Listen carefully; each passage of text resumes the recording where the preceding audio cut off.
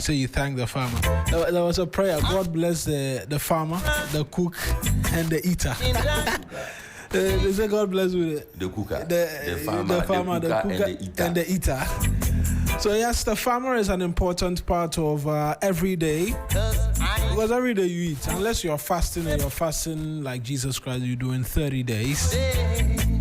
No matter how long you fast, you still break it. And when you break it with food. And so the farmer is always important. We'll get into that conversation right now and get some perspective for you from the farmers themselves. And today is a very important day to ask ourselves whether or not, that the fish farmers who had won the award, they had promised not to be a part of it. We'll seek to find out if they are, and whether or not the government has honored its promise to them. There's always that question about whether or not the farmer has been celebrated well. How can we transform agriculture? We've seen quite the interest from the president, because he himself is a farmer. He's a farmer himself. Farmer service centers are coming. I mean, when I read the budget, right, and so the brief excerpt I read, the bit which excited me the most was the plans on farming. So the finance minister has mooted the red gold, which is the palm oil plantation, where we're seeking to invest in excess of $500 million. Then we're seeking to as well bring in farmer service centers, fleet of farm enhancement mechanisms and tools from tractors and what have you. And so on the face value, it looks really great on the budget. I mean, I have to be very honest. But as always, it comes back to implementation.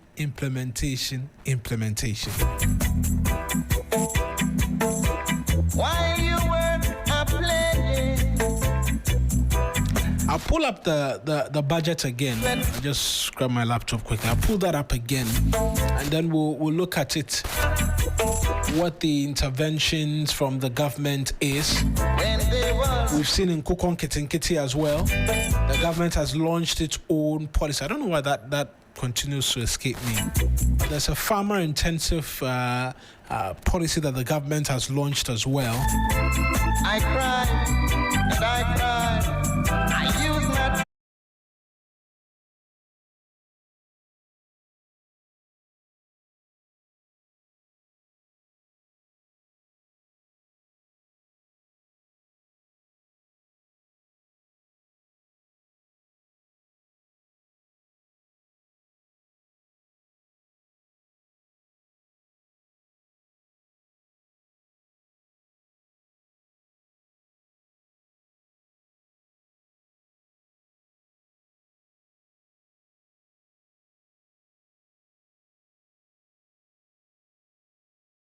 pledge to them. Let's speak to the 2024 best fish farmer again. Perhaps there's good news in the offing that we do not know about. Mr. Ebenezer Jikuno is 2024 best fish farmer. Is joining us on the phone lines. Mr. Jikuno, thank you very much for speaking to us. Has anything changed since the last time we spoke? We here have been seeking to connect with the government. We've got responses, not in the affirmative, but they say they are working on it. Has that working on it yielded any results? Good morning once again, and good morning to your listeners. To be honest, when you ask me if anything has changed, I will always say no. Up to date, we did not hear anything from the certain minister or whoever is responsible for our awards. Up to now, there's nothing that we hear from them. Because of that, I'm supposed to be at the event, but there's no happiness. How will I even go there? What am I going to do? That is the only news I have today for you. Was as of now. Was an invitation sent to you to be at the event today? Well, I had a call from one of the guy from the ministries for us to come, but I told him, "What am I coming to do?" Asked me, "What am I coming to do?" He was not able to tell me anything good about that. That is all. There's no invitation personally. And when you were on the phone with him, did he seek to explain why your award for last year has also not come through, since he had called to invite you to be at this year's event? Well, he did not explain anything much, but he just telling me it's a time maybe coming the president will be there for us to come maybe to share our problem with him. And I told him the president coming there, I don't think he has the time for us to come and do, because he is a busy person. He's just coming for that event. So if you are inviting me, what is necessary for me to come? So I told them it's not possible for me to make it up. So that's up today. I'm in my house. That's all. And what about your other colleagues? Because we know it's not just you. There were other farmers who were awarded who have not received their award. Are they also going, or they've taken a cue from you and are deciding to boycott this year's event? None of us is going. I had a call from about 3 people this morning.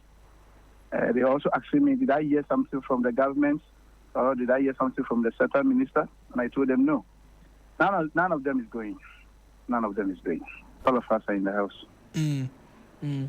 And so the hope is still that they will give you what it is they promised, since they haven't done that and you're being invited and you're not going. Well, you promised me for a year now. You promised to give me something, and you did not give it to me. So the question is, what am I coming to do? In the first place, what am I coming to do? Because there's so many pains in us. We are all having that pain. How can we come and put us elderly people on the front page, or put us, crown out with a car, take a picture of us, and up to date, we did not receive the award. You know, there's nobody who will be happy about that. So all of us, what do we have to do? We are only waiting for them. If they say they are giving it to us, fine, they should bring it. If they say they are not giving it, we don't have anything to say anything much now. But the ball is in their court. I don't think with what they did, they are encouraging the youth farm to go and do farming. Because if somebody will sweat, put all the sweat, you recognize the person. And even the promise that you made, you were not able to afford it, you were not able to pray, or to give it out. What are you trying to, tell the youth that you are trying to educate or trying to bring them to the board to come and do farming? No, nobody's ready. And so this year, is it that all the fish farmers are deciding to boycott, or is just the winners from last year, such that otherwise there could be a possibility they'll mention the best fish farmer for 2025 and there'll be nobody there? Oh, sure. That one, they will be going. But the 2024, none of us are going. In a normal circumstances, we're supposed to be there as well to at least welcome the new, maybe people who will be coming for 2025, at least to have a chat with them, tell them how best the whole thing. But none of the 2024 concerning fishes side, none of us are going. When we are talking about Greek sector, let me say the other crop and other people, maybe they will be going, but the fishing side, none of us are moving to the event. Right. None of us. Right. We all spoke this morning. Nobody's even visiting the event or maybe going there too. What are we going there for? That is the question. If we're supposed to get our award, not today, that's another event or another celebration is coming on before maybe they'll be giving us a whole year. We're not able to give us. Well, we are still looking forward to see whatever they will be doing. Yeah, it doesn't even ginger us to sit on television and watch what is even going on because it's painful. Mr. Jigunu, thank you. I'm sure we'll connect with the respective agencies again and ask the question why this continues to persist after winning the award and yet nothing of that sort has been handed over to you. But I appreciate you greatly for speaking to us this morning. Okay, thank you so much. Thank you to your listeners as well. Listening to this. Right, that's Ebenezer Jikunu. He is the 2024 Best Fish Farmer. He, along with other winners in the fishing category, have not received the awards. Quite quite surprisingly. They haven't received the awards for 2024. They say they've boycotted this year's event. They will not be a part of it and will not seek to be present because they don't see how and why they should be there, and amongst many other things are asking the question, what becomes of them if they decide to be there today. They were invited because someone called from the ministry, but they decided not to be there because they don't see the essence of going and not receiving the awards. We're doing 5 after 9 here on the 3FM Sunrise, and we're continuing the conversation in relation to farms and Farmers' Day and whether or not farmers have been celebrated well enough, and we'll get onto the phone lines right now and engage just quickly another individual on today's Farmers' Day celebration, right? Because we're asking the question whether or not farmers have been celebrated enough, and also getting an indication as to whether or not things are moving smoothly within the farming space. Alhaji Saibu Brima is the chair of the Association of Ghana Rice Producers and Processors. Alhaji, good morning to you. I trust that all is well. Yeah, but Alhaji, there is a bit of noise where you are. Are you at this year's Farmers' Day celebration? not at all. Oh, Alhaji, why? People called to say a happy Farmers' Day. I'm describing it as sadness Farmers' Day for farmers. Yes, I know along the line we came out after the government president directive that all schools should rather be now buying the local produce rice. And they also see, government also came out and said he's releasing 100 million for purchase of some of the gloves. Yes, we saw it as a good initiative, and we also came out and gave a press and did a press conference acknowledging the government's steps. But we also directed our farmers to suspend the boycotting of the Farmers' Day, pending the government's implementation of what they have said and what is yet to address in terms of our 5 demands. Yes, along the line, we've heard they were to do contracting, but finally we heard that the money, we had the Agriculture Minister submission in UTV stating that the money will reach within a week. Now, yet none of our members were able to benefit. And the Baba Stock CEO also stated clearly that the money has not been able to got finished. That along the line we realized that the supplies was not given to farmers, the supplies were not given to farmers. If we did it out to supplies, and then most of them still went and bought the imported cheap rice that are smuggling into the country. Well, we had a meeting last night with most of our members, getting them to continue to go, because we had a person with the ministries, and they are saying that they are looking into the matter, but they are of the view that most of them have already lost their farms, rice. The farmers have farms that they couldn't get money to transport them to their houses, and it got burned. We even visited some of them to mourn with them. And they are of the view that they are currently mourning, they will not be able to participate. Both the district, the regional, the national level, majority of our farmers are saying that they cannot go to a place to celebrate at this moment because they are not happy this year. So what are they going there? I would say, officially we are not boycotting it, but unofficially our farmers are resisting to go into the Farmers' Day celebration. But I thought the president had mentioned that, look, he had asked the finance minister to make available excess $200 million to purchase these produce from the market, and that came as good news to all of you because it was going to help deal with the glut situation. Are you saying that they didn't come to buy the items off you, or they bought it but you still have a lot? No, the government said it, and the Minister of Agri said that 200 million is part of the 2026 budget. So implementation will be done in 2026, but not this year. But the 100 million that the government released was just pitching a few rice in the southern sector, not even up the northern sector.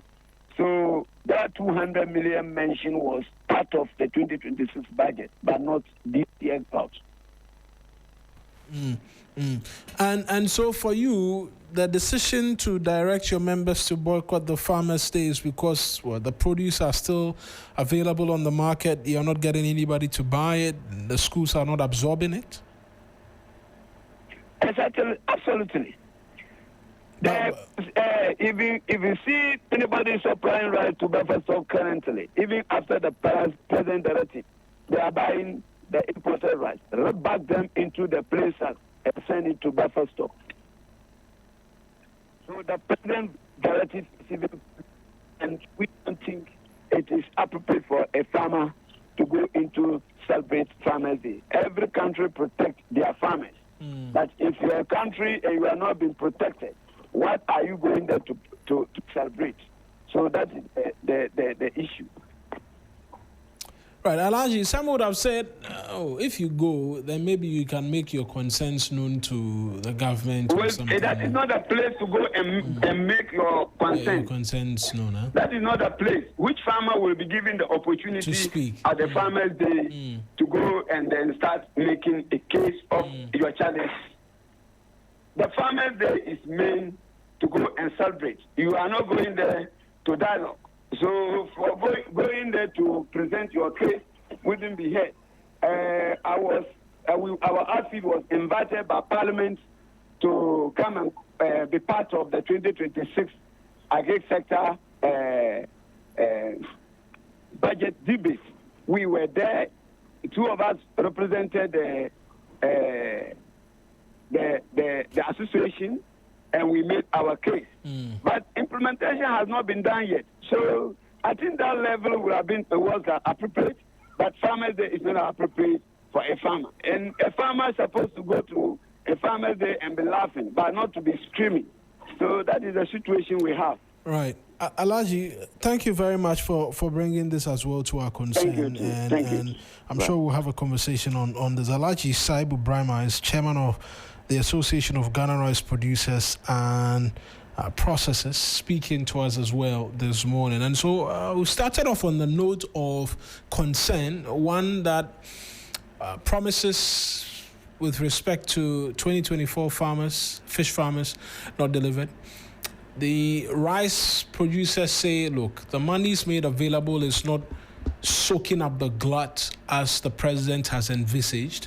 That extra 200 million is captured in the 2026 budget, and so they are not able to be a part of the Farmers' Day celebration and to properly enjoy the day. They cannot go there as well because it's not a place where you go and be raising the concerns and be making it known to all the people who matter. And so they've decided not to be there.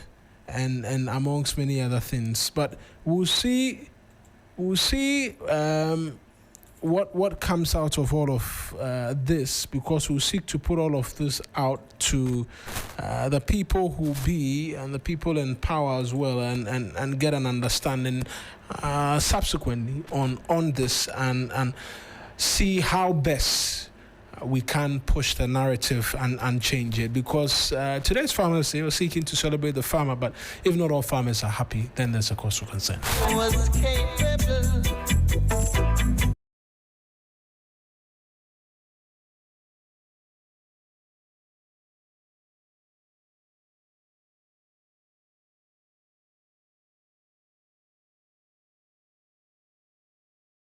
Talk as to making the Volta Basin bread basket of the country, and I was mentioning the other items captured in the budget, farmer service centers and some other things.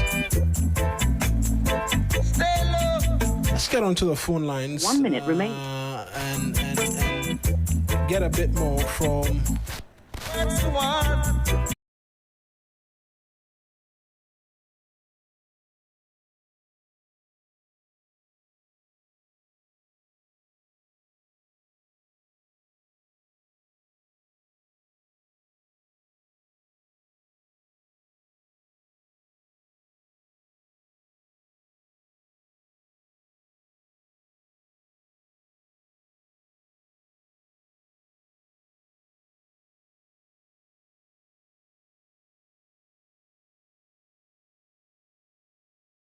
Workers Union, or the General Secretary of the General Agricultural Workers Union, Council Edward Caraway, on the subject matter, and then we proceed on other matters.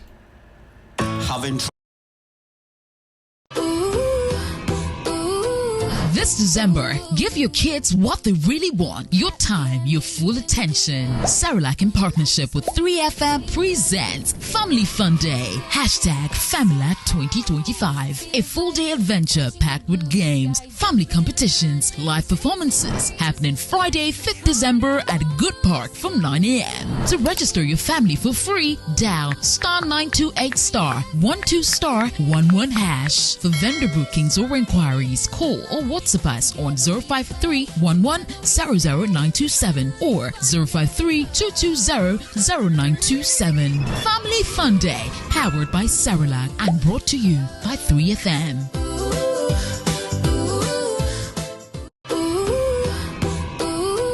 This December, give your kids what they really want. Your time, your full attention. Cerelac in partnership with 3FM presents Family Fun Day. #FamiLac 2025. A full-day adventure packed with games, family competitions, live performances. Happening Friday, 5th December at Good Park from 9 a.m. To register your family for free, dial *928*12*11#. For vendor bookings or inquiries, call or WhatsApp us on 053-11-00927 or 053-220-0927. Family Fun Day, powered by Cerelac and brought to you by 3FM.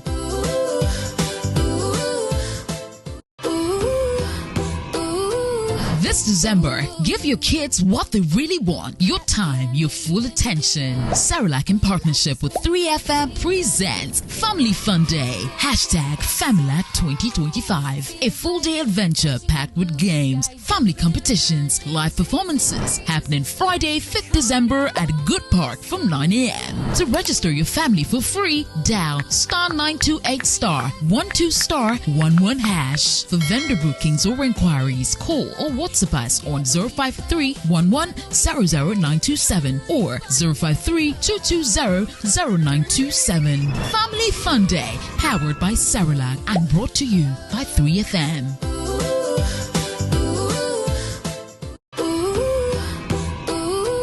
This December, give your kids what they really want. Your time, your full attention. Cerelac in partnership with 3FM presents Family Fun Day. #FamiLac 2025. A full-day adventure packed with games, family competitions, live performances. Happening Friday, 5th December at Good Park from 9 a.m. To register your family for free, dial *928*12*11#. For vendor bookings or inquiries, call or WhatsApp us on 053-11-00927 or 053-220-0927. Family Fun Day, powered by Cerelac and brought to you by 3FM.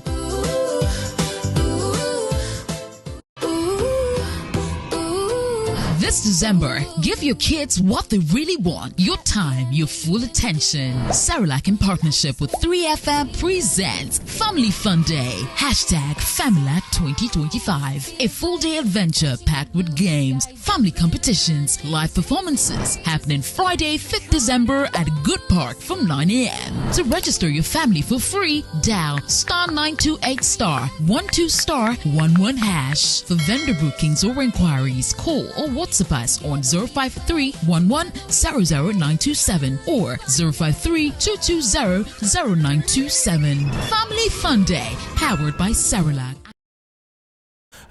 General Agricultural Workers Union is joining us on the phone this morning. If there's anybody you can't talk to about agriculture in this country, trust me, he's one of the individuals you should be talking to. Mr. Caraway, thank you very much for joining us this morning. It's the first time we're speaking on air since your call to the bar, so congratulations as well. Thank you. And then happy Farmers Day too. Every year we come back, and around this time of the year, we're talking to you, asking the question whether or not we're making progress in the right direction, and what have you. What will be your general overview of where we've come from and where we're going in terms of agriculture? Are we making progress, or we're still where we are? This is a very difficult question. Frankly speaking, as a country, I don't see that we are making progress in our agriculture, because it's very difficult to say that Ghana can feed itself. And if you look at our market, go into our market, you'll find all forms of imported foodstuffs in our economy. And that tells you that we are not able to produce enough for even basic things. We can't produce them. If you take poultry products, what do the intestines and all that, where do they come from? The gizzards and the rest, where do they come from? So you can, our rice, where do they come from? You talk about our vegetables, where do they come from? So all these things, you can't comfortably say that our economy, our agriculture is better. No, I don't think so. So we don't appear to be making the needed progress. If you pick individual producers, yes, some will say, oh, we are making progress. I've improved upon my production in this area. But when you take it holistically, I don't think we have made any significant progress, if any at all. That's an indictment, considering how long it is you've been within the farming space up until this point. We've seen governments come and go. There's been a new government. They're in their 12th month. We've seen their first budget. We've seen a number of policies they've rolled out. I'm looking at the budget currently, and there's a mention of Feed Ghana and Kokon Kitinkiti and the likes. And there's a plan for the future as well in terms of what they want to do with agriculture. On a holistic review of this 1 year and the work that's been done within the agricultural space, is it safe for Ghanaians to say that they can expect the fortunes of agriculture to improve, or you do not see that happening? Well, that's again a very, sensitive question. But let me clarify that. You see, if I say that we are not making progress, you just have. The point is, day in, day out, all the challenges we had in the past are still present. Facing agriculture, is it credit? Is it market? Is it post-harvest losses? What have you? they still exist today. They are not just merely existent, but they are huge, affecting agricultural production. So that point, I need to emphasize on that. Now, if you look at government policy, I have always maintained that, and of course it's not only me, that this country never lacked good policies. We've had very good policies in diverse areas, in different areas of our economy. But when it comes to implementation, we are very weak in implementation. In fact, I would say that our managerial skills is weak as a country. So I would not say that the government policies are not good. They are good. What we need to do to ensure that they are implemented properly. And if they are properly implemented, then we will have the results that we want to have. And how will you trust that they will be implemented? You don't wait until they are implemented before you now say that, oh, this can be done or cannot be done. Or you look at the people behind. For instance, if you take our own president, he's not just a president. And I believe, if I'm not wrong, he's the only president who is a farmer. Even at the time that he's a president, he's a farmer. Yeah, he has a huge farm in there now. Yeah, so once he's a farmer, he knows what it means to do agriculture because he's in it. So if he says he will do something, then of course I am sure that will be done. That is why I see everything with hope. Otherwise, given my experiences in the agriculture sector over the years, I would have not have hope. But you see, because we spent over about 4 billion Ghana cedis in the Planting for Food and Jobs program. It never brought anything to us. We have nothing to show for it today. So if you are an observer and watching what has happened, you will be worried that when someone tells you that, oh, things will be good, to say that, to be in it. But, of course, there are different people. And I'm saying that His Excellency the President has himself a track record to show that he himself is a farmer, and he seems to be walking his talk. And then with his team, I have hope that things will get better. There's a kind of adage that says agrobe so ifri anopa. To wait if it will be better, we will see from the beginning. We've seen in Kokon Kitinkiti seeking to tackle our ever-existing perennial problem of importation of frozen chicken. We're seeing that being rolled out. We've seen the Feed Ghana program. And next year in particular, if I just want to read specific to what it is that we should see, there's a government intention to pump some 500 million into palm oil production, and as well the coming into force of farmer service centers where tractors and what have you are expected to be purchased and the likes. What are the significance of an intervention? Let me perhaps narrow it down to the intervention of the farmer service centers. How significant that is in helping us boost agriculture and for us to feed ourselves, because that's a point you made when you started that. Look, at this current state, we cannot say as a country that we can feed ourselves. Yeah, the Farmer Services Center is a model I personally worked on a company called Farmer Services Company. And then that model was adopted where you can have most of the inputs under one roof, where farmers can have access to those inputs it also includes equipment. But because that one was a company, they were selling the items. But because this is government, all the machinery and all that farmers need in a particular locality will be found in the Farmer Services Center that is around there.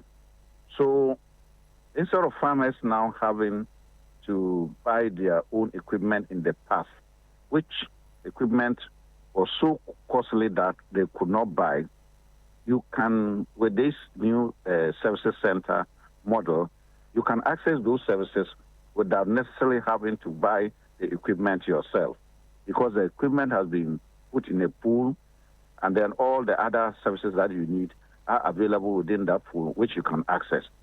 So it's a model that addresses the huge capital investment challenge for farmers, and it makes services available to them at their doorsteps. So this is something that I think when it is properly implemented, then most of the challenges we've been talking about in the past, like when it gets to harvesting time, you need a combined harvester to harvest, and you don't have it. You need to buy tractor yourself. You need to procure fertilizers yourself and all that. All those things will be addressed.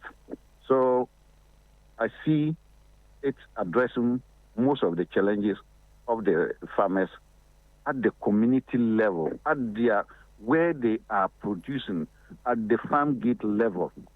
You know, services must be affordable and accessible to the farmer, and addressing some time factor. If you have to travel a long distance to get the services, say a combined harvester to come and harvest your rice, for instance, however cheap it is, the fact that it will take you a lot of time to move to get the services, it's a huge cost. It will take you away from doing other things. But if the services are available to you close to your farm gate, you can access the services and at the same time have time to do other things. So it has multiple benefits to farmers, and then it will reduce production cost and time that farmers will spend by that particular model. So it's a very good model. We just have to make sure that it is properly implemented. Proper implementation really is what has been the bane for the most of all of the things that we've seen. But for you, looking at all of this, the plans of the government and what have you, can we look forward to next year saying that we can feed ourselves somewhere, and the prices of the produce in particular as well will come down? Because as of now, there's the argument that yes, the cedi and the dollar has come down and all of that, but produce on the markets is still quite high, and largely because we're importing a number of these items into the market. Yes, I have maintained that we should tone down our expectations for 2025. Because if you look at the government itself, though on paper it is 11 months or now going to 12 months, practically the government is less than that, because the government was not in place completely on the 7th of January when the handover was made. It took some months before ministers were appointed, other state officials were appointed, and then to now begin to implement. So I can even say that it is like the government is in office for about 5 months or so, because to settle that and then begin to now implement the policies took time. So we should not expect so much for 2025. talk about the Koko and Kiti projects and the rest. They have just begun. Mobilization of the resources and then distribution of it, and then people now begin to prepare their farms and so on. So the benefit of the policies will be realized 2026, 2027 onward. I'm also saying this because some of the programs that are needed to actually bring about increased production is fiscal investment. And that investment has a gestation period. It will take time before you complete that investment. For instance, if you look at the big push and then the road network projects that government wants to do, if you are a farmer and from your farm gate to the market, the road is bad, it's not going to take only 2025 for you to have that road fixed. So the cost of accessing inputs and then accessing the market with your produce will continue to be high until that road is significantly done. And it could not be done in 2025. It's already ended. It will be in 2026 and 2027. So we need to tone down our expectations. But then what is good is that we should monitor government and then hold government to consistently and systematically implement the policies, and we see it. We also, people who are around the Ofankor in Sawam Road, when the road was so terrible, the cars got stuck there. It's now taking time to fix that road. How many months down the line? And that is also because government got the money to get the contractor. Then they are working day and night. So the effect on agricultural produce coming into the package, reducing cost of it, was not going to be realized immediately. Right. It will be after the road is completed. So all these things put together, we should expect 2026 to now have the full implementation of all these programs, Feed Ghana, Cocoa and Kiti, and all those projects. And then by 2026 ending, of course, we should have the full benefit of it. And again, you talked a point about people are complaining that the prices of foodstuffs are not so as low as they wanted. Certainly, that is it should be expected. But we can all see that because food prices have come down, it has affected national inflation.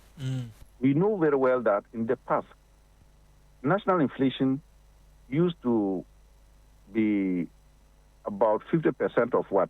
I mean, food inflation used to be about 50% of national inflation, causing national inflation. Today, national inflation is coming down because food prices are also coming down. So it will take time. And also it depends on where you are found. We want to, in the cities, it will take time for price of foodstuffs to come down. But in the hinterland, where they are close to production areas, the farm gates, then prices will be substantially low. So we always have to also know where is one talking about. If you are buying from Agogloshi, which are the major markets, the prices are lower than the satellite markets or other markets which take their produce from Agogloshi market. But when they take it to that point, they will now increase. So the price will not be the same. So these are things about pricing and then the complaints that people are talking about the food stuff. But for me, I believe that we need another 1 year to really see the reasonable and significant impact of government policies on agriculture. Sakaroy, I appreciate you speaking to us this morning. I'm grateful, sir. And enjoy the weekend. as well, and the pharmacy. That's Edward Carroll, is a former General Secretary of the General Agricultural Workers Union, one of the key voices when it comes to farming in the country. I'm going to go on to the other telephone line because Bismarck Owusu-Nortey, who is the Executive Director of the Peasant Farmers Association of Ghana, is on that line for me. But Ms. Nortey, just hold on for me briefly because I want to talk to my listeners about how they can get money in their pockets by dialing *712#. They choose option 1 to buy a ticket for themselves or option 2 to buy for somebody else. And if they want the system to generate a lucky ticket for them, they go with option 1 again. But if they prefer to choose their own ticket number, that's option 2. They confirm their payment with Momo and they are in. If they want to try the online way about how to get money into their pockets, log on to the luckiestafrica.com and register. Tap on community tickets to either pick your own lucky number or let the system choose one for you. You can buy a ticket for someone else too. And when it's time to pay, use Momo if you're in Ghana or use your card if you're outside of the country. One ticket can multiply your money by 500 times. Your entire community could win 10 times and over. This is your golden chance. Hop on, let's get lucky together because luck is everywhere. I mentioned Bismarck Owusu-Nortey is the Executive Director of the Peasant Farmers Association of Ghana. Has joined us over the phone lines as well. Ms. Nortey, happy Farmers Day to you. I trust that all is well. I thank you very much. And let me also use the opportunity to wish all our members and all farmers across the country a happy Farmers Day, and also congratulate all the award winners. For those who may not or not win any award, it is not an indication that they should give up. We know the work we are doing, and we know that in the fullness of time, everyone who deserves an award will get the award. So thank you so much. Right. How is the average Ghanaian peasant farmer, though, as we celebrate farmers today? They are better off than before, or things can be a lot better? The Ghanaian agricultural landscape generally hasn't been very favorable to especially the smallholder farmer. And this is because of systematic challenges that government after government attempts to work on these challenges, but somehow we do not get it right. So it puts the average farmer in the circle. And if you even look at the data in terms of food production, how productive they are, you realize that it is more a function of good weather. So in periods where we have relatively good weather, like this year, for instance, you realize that the average farmer is able to produce massively. There's so much production, and then that also turns around to become a challenge because we've not dealt with our marketing and supply systems. So in the midst of good harvest, the farmer is not saddled with harvest losses because he or she cannot sell. In periods where it doesn't rain or the weather conditions are not the best, you realize that productivity is low, there's shortage in the system, and somehow that inefficiency drives prices up, and then the Ghanaian consumer also suffers because of high prices. So it's a mixed factors. And because we've not really solved the fundamental problems that will remove or reduce this risk or this uncertainty, the average farmer is always in a circle, depending on how the climate works, how the food in the system, it affects their incomes.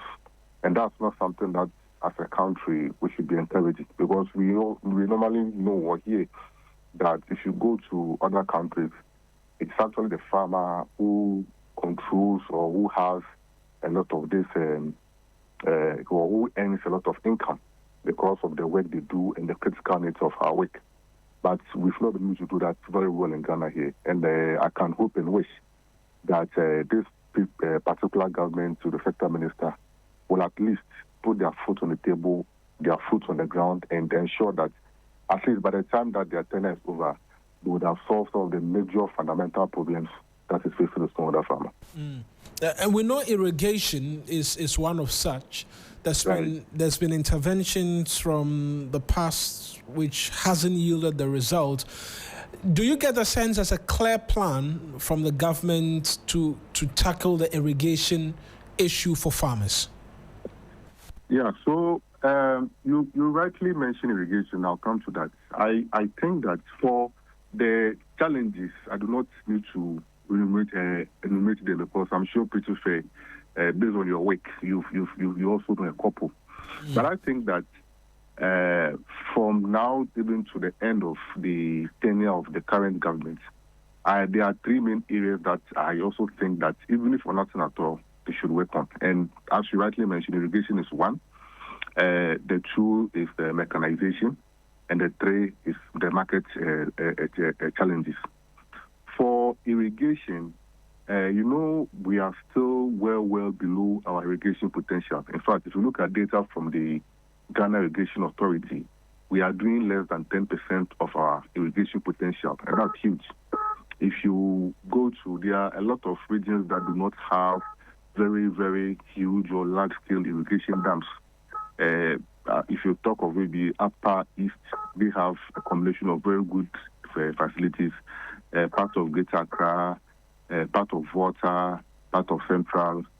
In the absence of that, if you go to a lot of regions, Upper West, Savannah, and Northeast, and a couple of them, they do not have these huge irrigation facilities that farmers can rely on. The major irrigation facility that we were hoping would have been done for the Northeast, that's the Palugu Dam too. We all see the controversy it was embroidering. This particular government actually launched what they call the irrigation for wealth, where they are thinking is that they are going to establish irrigation facilities across 8 regions in Ghana. So that's also an area that I'm really looking forward to it. Unfortunately, I didn't see much of it in the 2026 budget, so I'm quite disappointed in that. But I see that there's a plan they are doing feasibility, and they hope to put it on interaction probably in 2027. I think that's an area that if we are deliberate about, and by the time Kopuku leaves, he's able to put up these irrigation facilities across these regions, I think it will be a very huge morale booster for the farmers. If you look at mechanization, that's also another critical area. We are in an era where we've moved even past mechanization. We are now into robotics, we are into AI. So it is quite strange that when you come to Ghana and most parts of the country, the smallholder farmers are still using hoes and cutlasses, and it's a shame. These rice farmers, a lot of them are even unable to harvest their rice because there's lack of adequate combined harvesters. So it's a big problem for us. And I think that as a country, that's an area that we should really pay attention to. We need to quickly mechanize our agriculture. And so the idea of the farmer service centers is something that we are really looking forward to it. And for me, those are the things that if government can do really well and ensure that we are able to mechanize our agriculture, it will go a long way to help the farmers. And it's something that I think that the president and the minister should ensure that indeed, by the time their tenure is over, they should solve that challenge. Then the last one is on the market challenges. And I mentioned it in my introduction that when the weather is favorable for smallholder farmers and we produce, we get high productivity and we're happy. But it also leads us to frustration because you now have produced, but you don't have a system to mop up your produce. And that's a major problem. In fact, sometimes I even make the case that even if government does not provide anything for farmers, but they can provide an avenue for a reliable market, farmers will find a way to produce. So the market challenge is a major critical one. We appreciate the response to resource NAFCO to mop up. That is not enough. In fact, we've not seen a lot of work on the ground by NAFCO to even buy the food. So the initial 100 million that has been expended, the effects on the farmers is absolutely minimum. The directive by the president to ensure that schools and institutions also buy from local farmers is a great one, but we need to put in place a very good system, because we know in Ghana how people are able to take advantage of systems to their own benefit. We've heard stories where imported food, imported rice are being bagged into locally manufactured or locally branded sacks to appear as if they are locally procured food, just for public use. These are things that, if you're not careful, the system will make it happen. So even though you have such a directive in place, you realize that it is not having the desired impact that's supposed to have. So those are things that I think as a country we should really pay attention. I don't think we've done so very well when it comes to those major things that affect our families. And I really hope that consistently, as we observe Farmers Day, it should be a reminder of the challenges that our farmers are facing and how we can put in place systems to ensure that we don't go around repeating those things again. I think it's a shame that over 60 years of independence, we still talk about these basic things that are affecting our smallholder farmers. And it is really a shame, and I appreciate the fact that you've put all of these conversations in proper context. Today, the celebration is expected to happen. For you, as the executive director of the peasant farmers, is there continuous conversation with the sector minister and relative players within the sector on these challenges? Because I say this because there's a new administration, and like you mentioned, they are seeking to do things in a particular way. Is there a consistent touching base with CSOs within the space to have an understanding as to whether or not they are getting things right and how they can help improve the status of farming? Right. To be very honest with you, I think that in Honorable Poku, we've gotten one of the finest and great ministers that we can hope and wish that the kind of intentions and vision that he has for the sector is actually actualized. In terms of his, and if you remember, before even the president issued, the president nominated him, we raised the call that we wanted a minister who was affable, who had an inclusive nature, who would bring people on board, who will not antagonize people because people have different opinions, and who clearly has a vision and is keen to implement it. And I think that so far, the Honorable Minister has exhibited those particular signs. There's been a lot of interactions with him.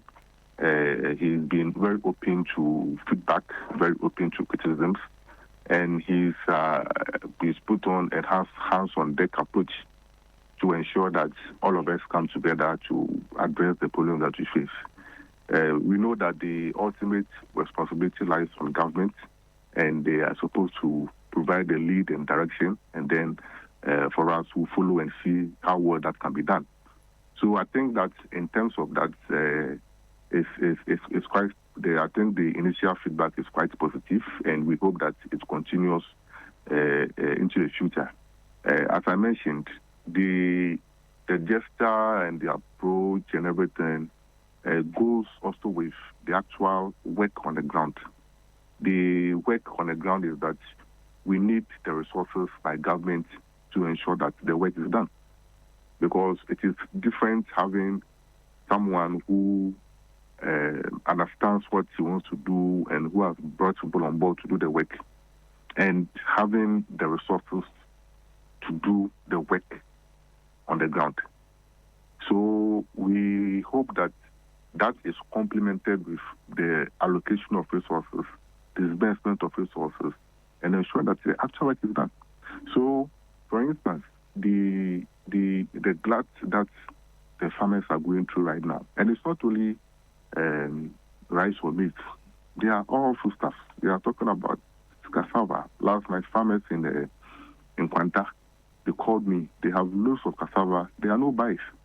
Those who are into onion, their onions have gotten rotten on the field because they couldn't get. When we import onions from Niger. Absolutely. Those who are into, as for maize and rice, it's all over the country. And my expectation would have been that when the government had announced that they had released money, this should have taken less than 2 weeks or even a month for us to see NAFCO on the ground buying from the farmers, because it's a whole investment.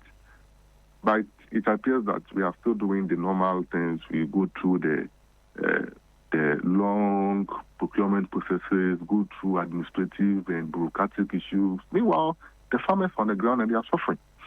So what I would have wanted was to see that there are alacrity within which this thing has been done. And that's what we are calling for. You see? So those are the things that I think that we need to add up to the work that we are doing. And I think that we should get over there. For me, in the long term, I hope that when it comes to our marketing practice, we have a proper database. We need to know, for instance, that in every year, this is the quantity of cassava coming from in Kwanta North. This particular area. Quantity of cassava coming from in Kwanta South. Quantity of maize coming from Tumu. We need to have a clear data. We need to know when the quantity is produced, how much is sold at the market, how much is left for the farmers to store, how much governments through their agencies, NAFCO, the security agencies, can purchase, how much as a nation, what kind of stock do we need to have to preserve our food security. We need to have that, so that for a directive like what has been issued for locally produced food, we are clear in our minds that when you are producing your maize or your rice, the school in your respective district is going to buy it. They are going to buy maybe half of what you produce. The other half you are taking to the market to sell. We should have a clear plan and strategy around that. And that's why we have been calling for the fact that the directive should not only remain as a directive, because then it means that it's only directive of President Mahama. If President Mahama leaves, what happens to it? If a different president comes, it doesn't like the directive, it should be scrapped. Right. So we have been saying that should we move beyond directive, it should become a law, binding on everyone, that once you're a public institution and you're into procurement of food, your first bet should be locally produced foods. And that's something that all of us need to sit down and draw a proper framework to ensure that is done. Our warehousing, we need to improve upon our warehousing. There one village, one district, one warehousing that was embarked by the people's government. So they go and see a lot of the warehouses, they are being occupied by snakes. The system itself is not fluid to support our work, and it's a shame, as I already said. So I really hope, I'm really hopeful, and I said it somewhere that if you look at the experience of Honorable Opoku, if you look at the fact that President Mahama himself is a farmer, and the fact that these two, they have agriculture on their minds, if these two cannot solve fundamental problems before they leave, I don't know who can do it. So a lot of responsibility lies on them. And I really hope, and I'm very hopeful, that by the time their tenure is over, there should be some very huge landmark achievements or milestones in the sector that can be attributed to them. If not, that means that we will still be in our cycle of poverty, going up and down. When farmers day, we gather around and pretend we solve our problems and award farmers. And those things will not really help us. Right. Ms. Anote, I appreciate you speaking to us. We've run out of the room to have this conversation because we have to run out of the studio at 10 a.m. But I appreciate you speaking to us and the rich perspective that you've brought in. I'm hoping the next time I'm having a conversation with you, these specific interventions which you mentioned on data point as to how much food is coming out of each area, that will be implemented, which will lay the basis upon which we can begin to move forward in tracking and monitoring in real time whether or not we're feeding ourselves as a country. Right. That's Bismarck Usunoti, is the Executive Director of the Peasant Farmers Association of Ghana. It's time for us to do birthdays this morning here on the holiday edition of the 3FM Sunrise.